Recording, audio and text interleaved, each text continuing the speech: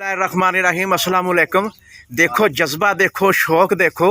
और भाई हुणी तुसीं मेरे सामने देख रहे हैं कि अल्लाह ताला इन्हां नूं सेहत देवे।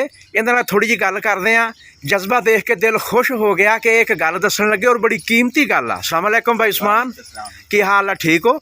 अच्छा, तुसीं कोई हिफाजती इकदामात वास्ते कोई गल दस्सण लगे सी? सब तो पहले वैक्सीन कराओ जी, जिस तरह बकरे लैके आने ना, हाँ। उस तो बाद फौरन ही उन्होंने पीपीआर दी वैक्सीन करानी चाहिए। अच्छा, 6 महीने बाद तकरीबन 2 साल च 2 दफा ना हाँ। पीपीआर लाजमी करानी चाहिए। सब तो ज्यादा खतरनाक बीमारी ना पीपीआर दी आती है। अच्छा। बाकी सारी कंट्रोल है पहले, लेकिन पीपीआर कंट्रोल नहीं होती इतनी जल्दी।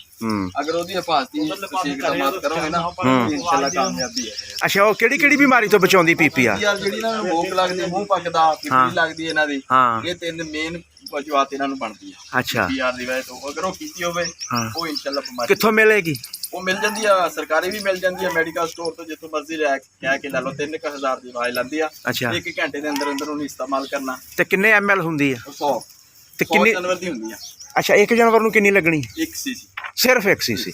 लो जी, पीपीआर दी वैक्सीन जिहड़ी आ वो 100 ml दी हुंदी आ वैल, ते 1 सीसी वो फी बकरे नूं लगनी आ। साल च किन्नी वारी लाउणी? 2 दफा। साल च सिर्फ 2 दफा लगनी। ओहदे की फायदे दस्से आ जी? ਉਹਦੇ ਦੱਸਿਆ ਕਿ ਇੱਕ ਤਾਂ ਮੂੰਹ ਨਹੀਂ ਪੱਕਦਾ ਜੀ, ਇੱਕ ਅੰਤਰੀਆਂ ਦਾ ਆਹ ਮੂੰਹ ਦਾ ਮੋਕ ਜਿਹੜੀ ਲੱਗਦੀ ਉਹ, ਫਿਰ ਇਹ 2-3 ਜਿਹੜੀਆਂ ਬਿਮਾਰੀਆਂ ਨੇ ਇਹਨਾਂ ਨੂੰ ਬਹੁਤ ਜਲਦੀ ਇਹ अच्छा अच्छा अच्छा, मूँह नहीं पकदा ते मोक नहीं लगदी। ਜਿਹੜਾ ਨਾ ਬੁਖਾਰ ਵੀ ਹੁੰਦਾ ਵਾ, हाँ ਅੱਖਾਂ 'ਚੋਂ ਪਾਣੀ ਆਉਣ ਲੱਗ ਪੈਂਦਾ, ਮੋਕ ਲੱਗਦੀ ਆ, हाँ। ਇਹ ਚੀਜ਼ਾਂ ਜਿਹੜੀਆਂ ਇਹਨਾਂ ਨੂੰ ਕੰਟਰੋਲ ਕਰ। लो जी नाज़रीन, उम्मीद करते हैं कि साडी गल दी तुहानूं समझ आ गई होगी। नैक्सट वीडियो तक असीं इजाज़त चाहते हैं। आप दा ख्याल रखा जी, दुआवां सानूं याद रखा जी। अल्लाह हाफिज़।